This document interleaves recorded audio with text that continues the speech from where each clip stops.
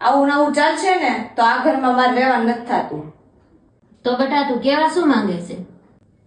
હું એ જ કહેવા માંગુ છું જે તમે સમજો છો. બેટા મારી કાંઈ ભૂલ હોય તો કે, બાકી તારી ને મારા દીકરા સિવાય અમારું કોણ છે? એ હું કઈ નથી જાણતી. તમારે જો અમને ખુશ જોવા હોય અને જો અમારા ઘર સંસારને આગળ વધારવા માંગતા હોય તો તમે ને મારા સસરા બે ગામડે જતા રહ્યો અને અમને અહીંયા ખુશીથી રહેવા દો. અને દર મહિને પૈસા તમને મોકલાઈ દેવું અને તમે ત્યાં ખાઈ પીને મોજ કરો.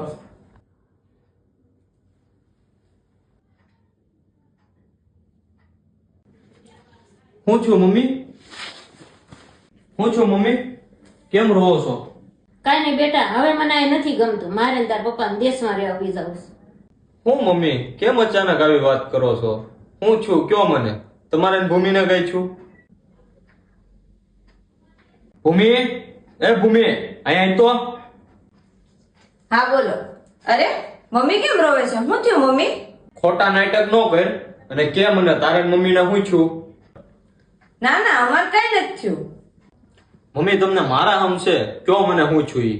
કાંઈ નહીં બેટા, અમે જૂના વિચારવાળા, કદાચ નવા જમાના પ્રમાણે અમે ન રહી શકતા હોય તો ભૂમિ એમ કહે છે તમે દેશમાં વયા જાઓ તો અમે અહીંયા ખુશીથી રહી શકીએ. હે, મારા મા બાપ આપણી હારે રે તો તું ખુશ નથી? મને 25 વર્ષનો હેણે ગીરો છે. મારે હું જોઈ છી, મને હું ગમે છે એનું ધ્યાન એણે રાખ્યું છે. મને તાવ આવતો ને તો એની ઊંઘ બગાડી અને મને શાંતિથી હુવડાવતા, અને 25 મહિનામાં તને એની હારે રહેવું નથી ગમતું? એવું નથી. ઈ જેવું હોય એવું, પણ એક વાત યાદ રાખજે કે મારા માટે મારા મા બાપ સૌથી પહેલા છે, અને દુનિયાનો કોઈ છોકરો એના મા બાપથી અલગ રહી અને ખુશ નથી રહી શકતો. અને છોકરો ક્યારેય અલગ નથી થતો, ઘરની વહુ જ અલગ થાય છે. અને હા, તમે તમારી તૈયારીમાં રહેજો, કેમ કે કાલ સવારે આપણી ન્યાય છોકરો થાય અને આપણા છોકરાની વહુ આપણને અલગ કરશે.